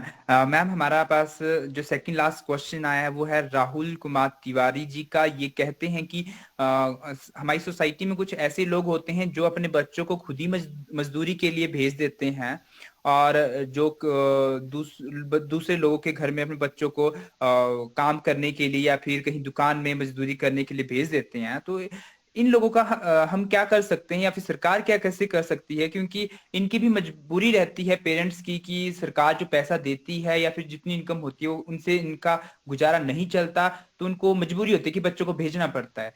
तो कैसे हम इनको गाइडेंस करें कि बच्चों को पढ़ाई और इससे रिगार्डिंग किस तरह से हम गाइड कर सकते हैं, और क्या प्रोग्राम चलाए जा रहे हैं आपके आयोग के द्वारा अवेयरनेस के, कि बच्चों को किस तरह से हमें उनको प्रमोट करना है, उनके राइट्स को प्रमोट करना है? बहुत बढ़िया आपका प्रश्न है। ये जो मैं आपको बता रही हूँ कि जो हमने एक लेबर इंस्पेक्टर के माध्यम से ये चाहा है कि ये बैठ के हमारी उद्योगपतियों के साथ हों, होटल ढाबों के साथ हों, ये इसी संवाद के लिए शुरू किया है। क्योंकि सरकार तो व्यवस्था करती है, सरकार ने व्यवस्था की है, कानून बना है 6 से 14, मुफ्त शिक्षा, जरूरी शिक्षा ये तय था, मिड डे मील भी वहां मिलता है, हम सबके ध्यान में है। तो सरकार तो सजग है ही, संवेदनशील है ही है, तभी ये सारी चीजें चली हैं। लेकिन जो आप दुविधा बता रहे हैं, दुविधा वही है कि अर्थ अर्जन अगर परिवार को करना है और वो बड़ी कठिन परिस्थिति में है, उनकी भी मजबूरी है। इसीलिए, और दूसरा उद्योगपति ये भी कहते सुने गए, जैसा मैंने कहा कि हम बहुत अच्छी सैलरी दे रहे हैं, बहुत सारी चीजें, अगर वो इन सबके हित के लिए इतने संवेदनशील हैं और इतने सात्विक मन से लगे हुए हैं, तो उनके साथ संवाद के साथ एक व्यवस्था हम स्थानीय स्तर पे शुरू करवाना चाहेंगे इन्हीं समर्थ लोगों के माध्यम से, ताकि ये बच्चों को वही पढ़ाने की व्यवस्था भी कर पाए, चाहे अपने उद्योगों के अंदर ही ऐसा जैसे हमारे एक निजी शिक्षण संस्थान होते हैं वैसी कोई व्यवस्था दे पाए, जैसा भी हमारी आपसी बातचीत से रहता है। आयोग ने ये इसी हेतु जो है वो अभी नेक्स्ट स्टेप उठाने का सोचा है कि पहले संवाद करेंगे, उनसे चर्चा करेंगे। जो ये इन्होंने बात बताई यही हमारे ध्यान में आई है कि उन लोगों की भी मजबूरी, उस मजबूरी को देखते हुए हम उनके लिए क्या सुविधा दे सकते हैं, कैसे कर सकते हैं, इसी के लिए हमारी ये बैठकों का क्रम पूरे प्रदेश में चलेगा। उसके बाद जो निष्कर्ष निकलेगा, निचोड़ निकलेगा, उसमें सरकार की क्या मदद हमें चाहिए, वो सारी बातचीत सामने। हाँ जी मैम। मैम अब हमारे पास जो लास्ट प्रश्न आया है वो किया है इतिका जी ने। इतिका जी प्रदेश विश्वविद्यालय शिमला से पब्लिक एड की पीएचडी की शोधार्थी हैं। तो इन्होंने ये प्रश्न किया है कि मैम क्या आपका आयोग गर्ल्स की एजुकेशन में गर्ल्स को एम्पावर करने के लिए मेंस्ट्रुअल हाइजीन पर कोई वर्कशॉप करती है क्या? जी बिल्कुल, उसमें आयोग आप कहें कि सीधा अवेयरनेस के कैंप अपने स्तर पे हम भी किसी न किसी की कंप्लायंस में, कोलैबोरेशन में करते हैं। जैसे ये CWC जो मैंने बताया, ये सभी स्कूलों में विजिट करते हैं, सभी स्कूलों में ऐसे मेडिकल विभाग से किसी को ले जाके बच्चियों को सचेत करते हैं, बच्चियों को अवेयर करते हैं, उनकी दुविधाएं, उनकी कठिनाइयां भी सुनते हैं और उनको ये चीजें स्कूल स्तर पे उपलब्ध करवाते हैं, आंगनवाड़ी स्तर से उपलब्ध करवाते हैं। ये सारा रेगुलर स्कीम्स हैं सरकार की तरफ से। और इनके लिए नीचे जो जिला में स्टेक होल्डर्स हैं, वो चाहे जिला कार्यक्रम अधिकारी के माध्यम से ऐसे अवेयरनेस कैंप, एक जिला में 29 ऐसे अवेयरनेस के कैंप चलाए आयोग ने, पंचायत स्तर पे भी, जिला कार्यक्रम अधिकारी के माध्यम से। सीधा आयोग का नहीं, लेकिन हर जिला में किस विभाग के माध्यम से ये सब करना है, कौन सा विभाग स्वीकार कर लेता है, कौन से विभाग की हमें सुविधा मिल जाती है, उस माध्यम से हम लोग ये जागरूकता शिविर लगाते हैं। जी मैम। बात करते हैं, बच्चियों से टॉक करते हैं। स्वसंरक्षण क्षमता भी, इवन ये जो मार्शल आर्ट का है, ये ठीक है, विपरीत परिस्थितियां आई, वो सारा चीजें धरी की धरी रही। नहीं तो पुलिस विभाग के माध्यम से महिला पुलिस अधिकारी को ले जाके टॉक भी होती थी और उन बच्चियों को उस नाते सेल्फ डिफेंस के भी प्रशिक्षण ऐसे करवाए जाते। और मेडिकल विभाग की तरफ से ऐसी अवेयरनेस हाइजीनिक वे में भी करो। जी मैम। मैम हमारा अगला प्रश्न है संजीव शर्मा जी का। ये पूछते हैं कि जो ढाबों में और जो वर्कशॉप में काम करने वाले बच्चे होते हैं उनको हम किस तरह से रेस्क्यू कर सकते हैं, और आपके आयोग इसमें क्या कार्य कर रहा है या फिर किस तरह से मदद कर सकता है आपका आयोग उन बच्चों को रेस्क्यू करने में? जैसा मैंने आपको बताया, स्थानीय बाल कल्याण समिति ये पुलिस विभाग के साथ ऐसे जहां भी कोई ऐसी संकेत मिलता है तो CWC जो है वो पुलिस को इन्फॉर्म करके वहां से भी जितनी आवश्यकता है, कई बार तो अकेला कोई एक पुलिस विभाग से व्यक्ति साथ में होता है, आवश्यकता पड़ने पर 4 और 5 व्यक्तियों को ले जाकर भी ऐसे बच्चों को रेस्क्यू किया जाता है। और सबसे पहले उनको संघर्ष भी, कई बार जैसा इनका संकेत है, संघर्ष भी करना पड़ता है कई, और संघर्ष उनसे नहीं करना पड़ता जिन्होंने रखा है बच्चों को, संघर्ष करना पड़ता है परिवारों के साथ, क्योंकि जैसा दुविधा परिवारों की समझनी पड़ेगी, वो परिवार की सहमति से ही कई बार बच्चे वहां होते, इसलिए वो परिवार यही कह देते हैं कि ये तो खेलने ही आए थे, ये तो मिलने ही आए थे, ये तो आज छुट्टी थी, ये तो आज बीमार थे तब साथ आ गए। तो पुलिस विभाग के साथ जाके CWC इस चीज को देख, शिकायत चाहे हमारे पास आए, संकेत चाहे हमें मिले, कहीं से शिकायत चाहे हमें मिले, कहीं से जानकारी चाहे हमें मिले, लेकिन जाति स्थानीय CWC है पहले। फिर कोई दुविधा आने पे उनकी कॉल अगर आए तो स्थानीय प्रशासन के साथ बातचीत करके एक कमेटी गठित करके उस ढंग से वो रेस्क्यू के लिए भेजा जाता है। हाँ जी मैम। मैम हमारा नेक्स्ट प्रश्न है मोनिका राव जी का। ये हमारी उमंग फाउंडेशन के साथ जुड़े हुए हैं और बहुत से ऐसे सामाजिक काम करते रहते हैं। तो ये अपना इन्होंने इंसिडेंट भी साथ में शेयर किया है। ये वो कहते हैं कि ये अपने आसपास बहुत से ऐसे झुग्गी झोपड़ियों के ऐसे बच्चों को देखते हैं कि जो कि बहुत ही दयनीय स्थिति में होते हैं। ये रोजाना उनसे मिलती थी, उन्हें खाने पीने की वस्तुएं भी देती थी, पर वो बच्चे जो क्या है इसके बजाय उनसे पैसे मांगते थे और कहीं या फिर कहीं ना कहीं जाके भीख मांगते थे।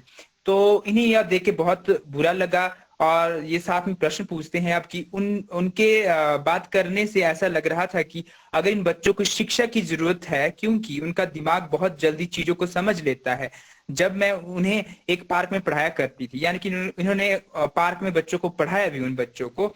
अब जो इनका मेन प्रश्न है वो ये है कि क्या इस तरह के बच्चों के मानसिक, शारीरिक और बौद्धिक विकास के लिए कुछ प्रयास किए जा सकते हैं ताकि वो किसी चीज का शिकार होने से पहले सतर्क रहें? यानी कि इनका इस तरह से कोई गाइडेंस या काउंसलिंग की जा सकती है बच्चों की, इनकी फिजिकल, मेंटल कोई गाइडेंस इनको दी जा सकती है झुग्गी झोपड़ियों के बच्चों की, ताकि वो इस तरह की चीजों पे अट्रैक्ट ना हो, भीख ना मांगे या फिर कोई और गलत काम ना करें।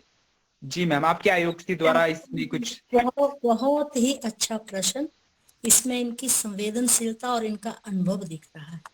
ये बहुत अच्छी इन्होंने बात की कि वो बहुत शार्प होते, समय से पहले परिपक्व हो गए थे। और ये जो पैसे की मांग है ये इसलिए है कि उनको वो सुविधाएं नहीं चाहिए जो हम दे रहे हैं, ना खाने की ना पीने की।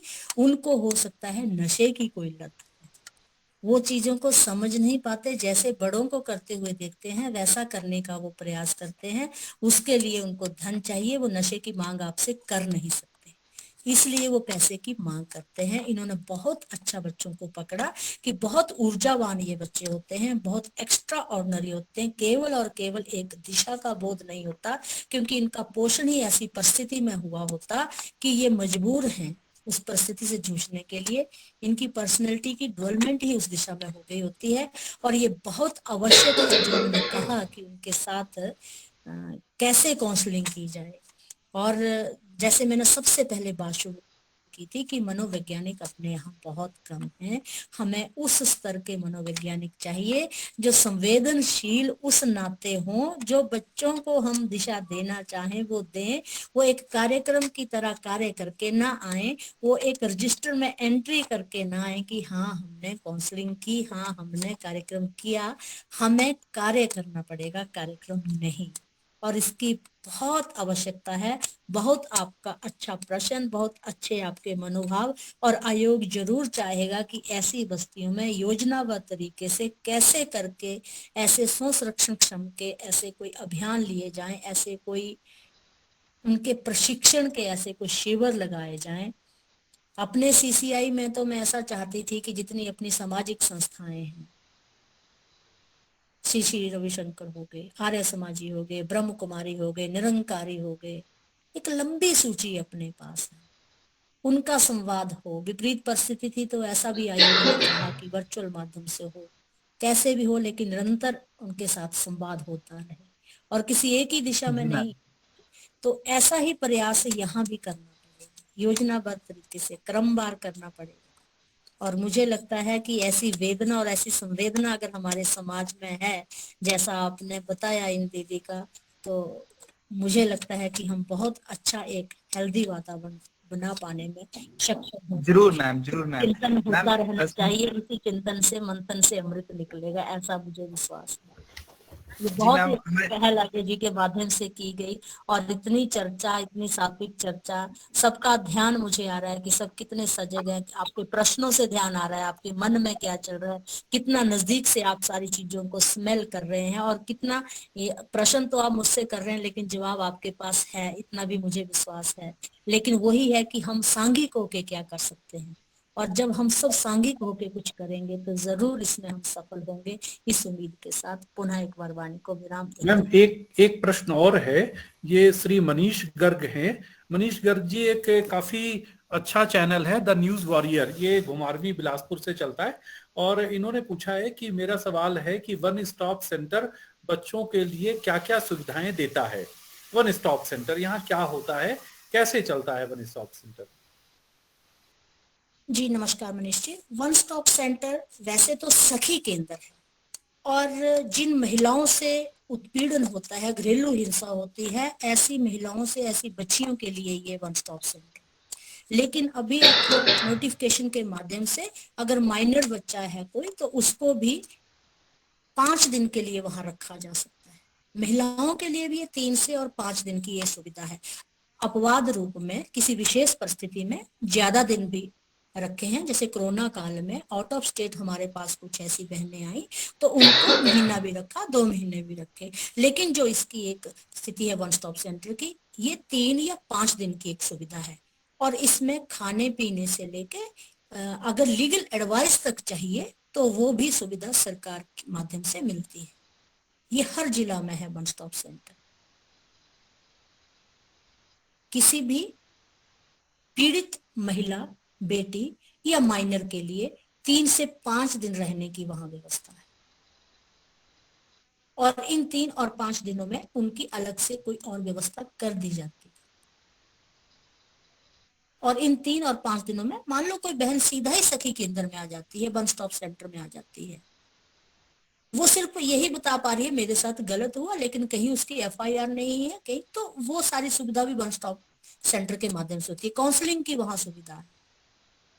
और जैसे माइनर केस में तो पुलिस का ही व्यक्ति वहां आ जाएगा उनके बयान लेने, उनकी रिपोर्ट लिखने, उनको जाना नहीं पड़ेगा थाने। ऐसी सुविधा वन स्टॉप सेंटर।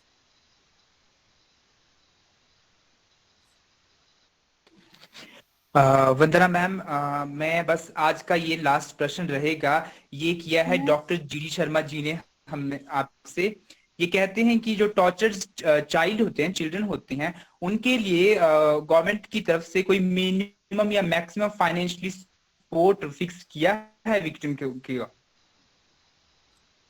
पहले तो ये बहुत बड़ा अमाउंट था, अभी ये 75,000 एक मुश्त फौरी राहत उसी समय मिलती है जब ऐसा केस रजिस्टर होता है।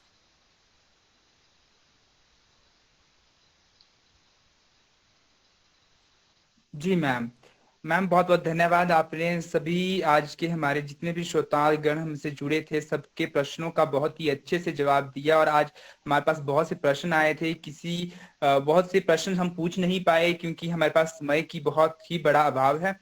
तो मैं आगे की कार्यवाही के लिए वैशाली ठाकुर जी को बोलना चाहूंगा कि आगे की कार्यवाही करें। धन्यवाद मैम। जी, इसी के साथ हमारा अगला पड़ाव आ गया है। मैं अनुरोध करूंगी हिमाचल प्रदेश विश्वविद्यालय से MSc फिजिक्स की छात्रा ज्योति शर्मा से कि वह आज के मुख्य अतिथि एवं अन्य प्रतिभागियों का धन्यवाद करें। Good evening everyone.